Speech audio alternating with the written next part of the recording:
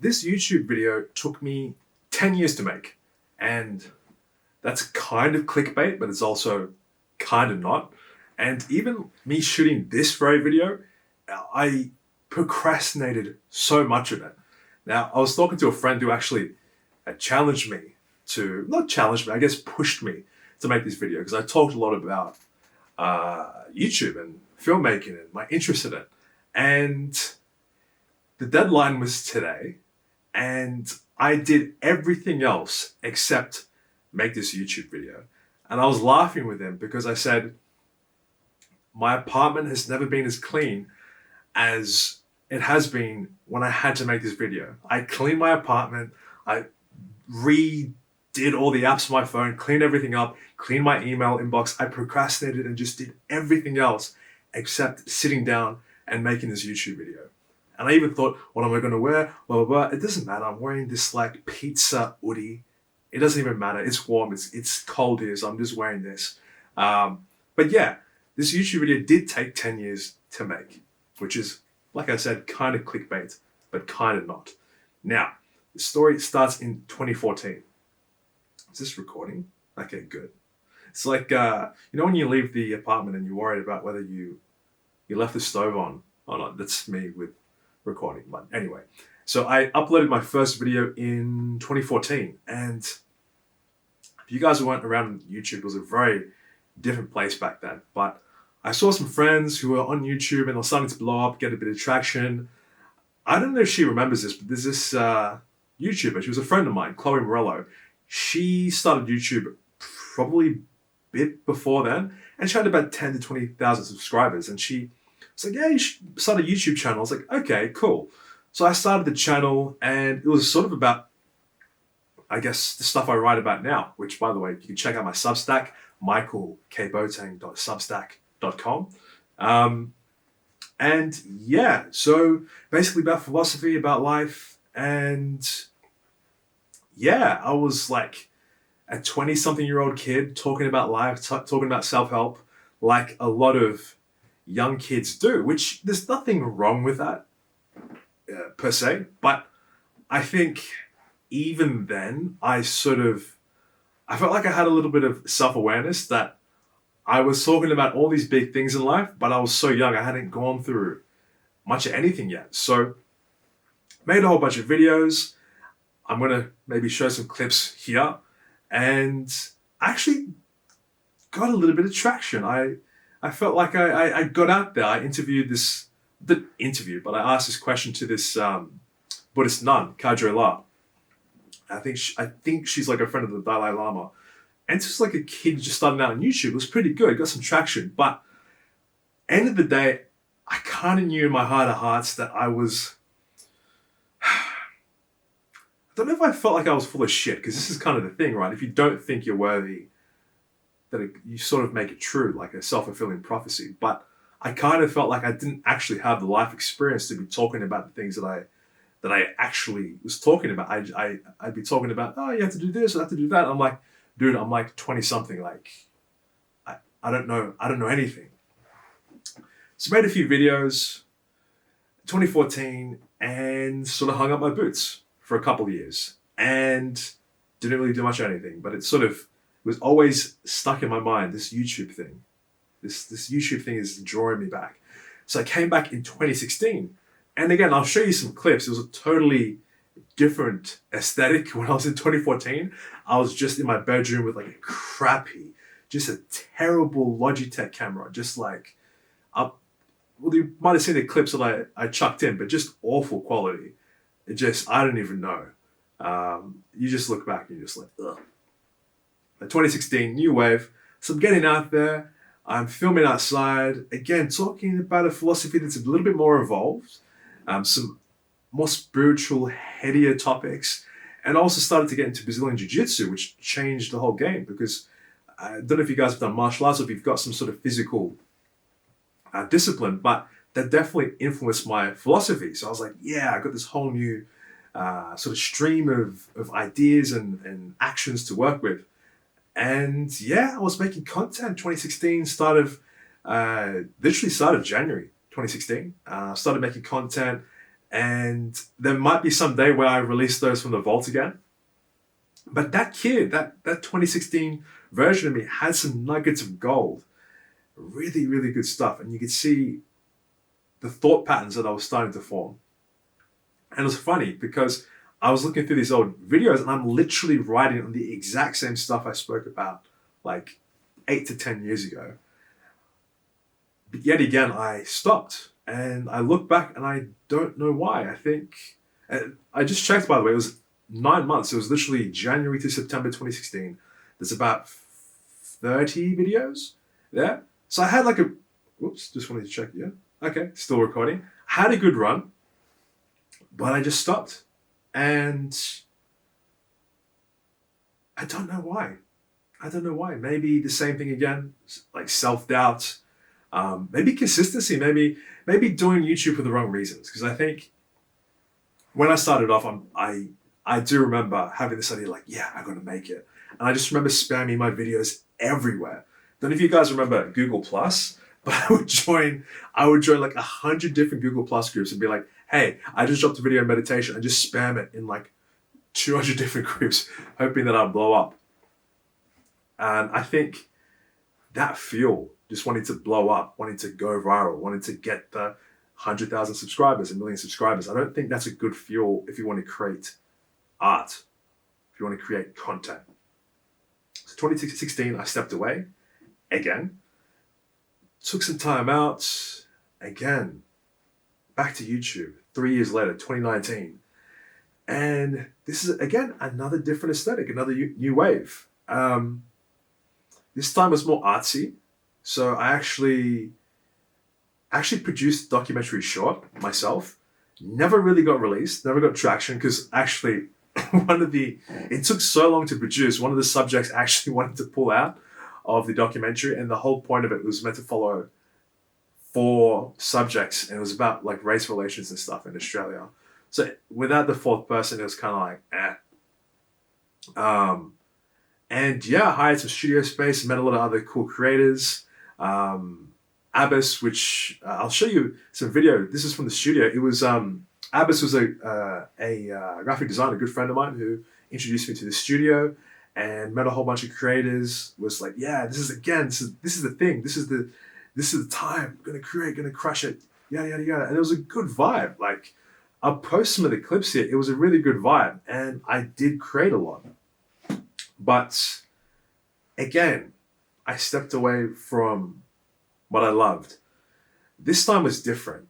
2019, I suffered a lot with my mental health in 2019. I got very physically and mentally sick. And I know 2019, that was the reason I stopped. So that one was out of my control. But it's 2024 now. And you got to think, it's been 5 years now. It's been 10 years since I started my YouTube channel. Actually, it's longer than that. I think I started my YouTube channel in 2012. I didn't post until 2014. So 12 years since my YouTube channel was started, 10 years since I made my first YouTube video, and 5 years since I last posted on YouTube. But it's an interesting time this time. When I say that it feels like the right time, it's not something that I just say. It feels like it's something that I know. Now,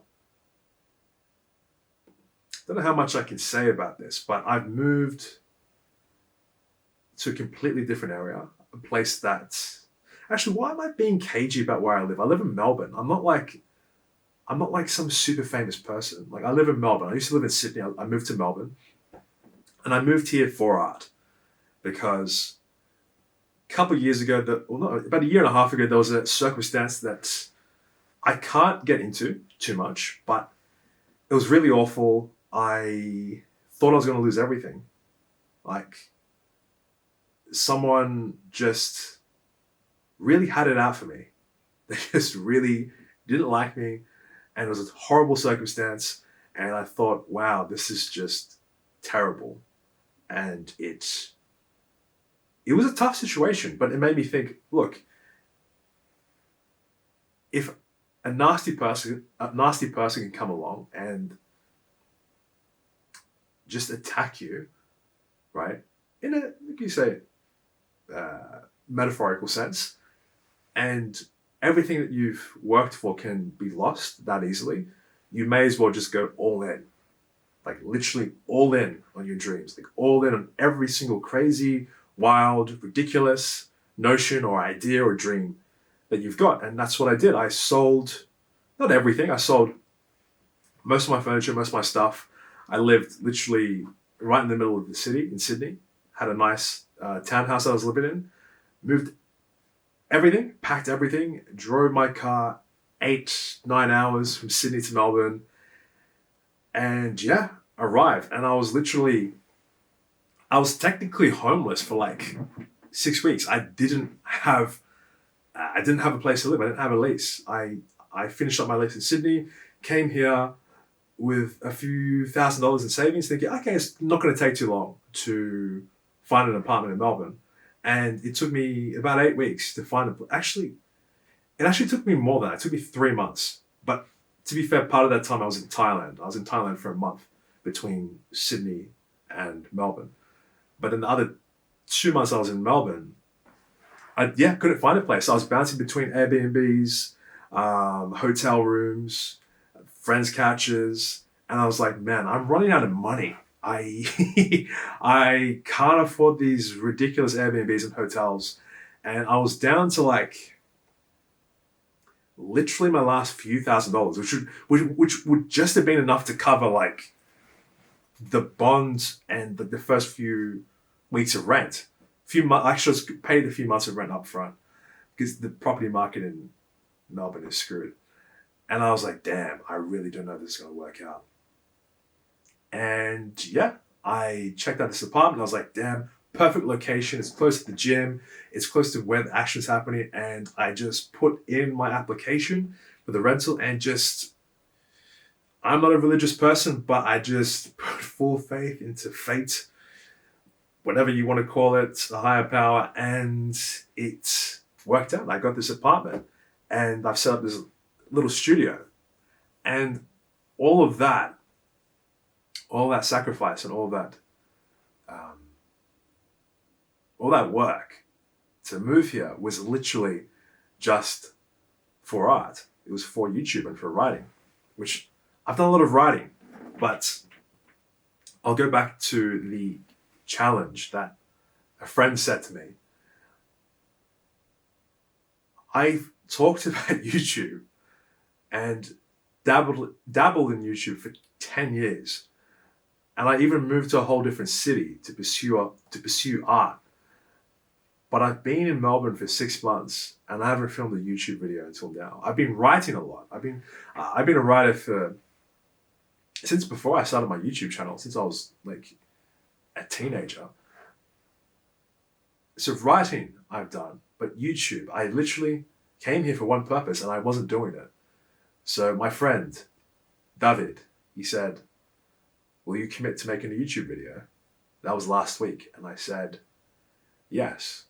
And I had no idea how I'd do it. I didn't know where my camera gear was.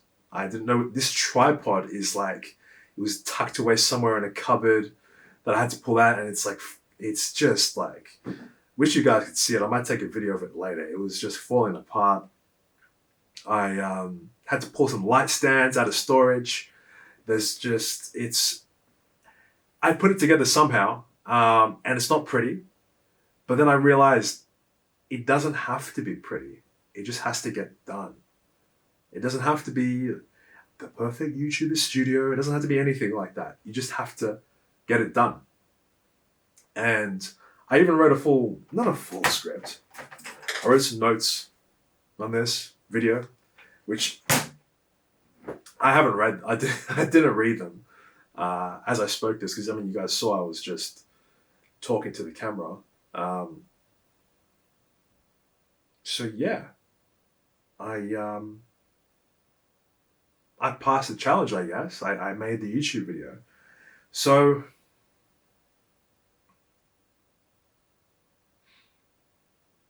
there's a certain gravity that's upon me right now.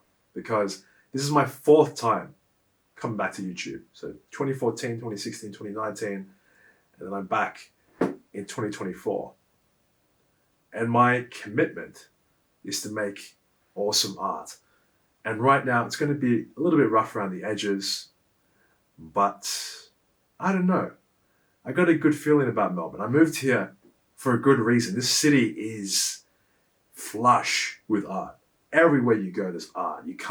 There's nowhere you can go in Melbourne, really. Actually, I guess if you go out to the really far suburbs, but if you're near the middle of the city, there's art everywhere.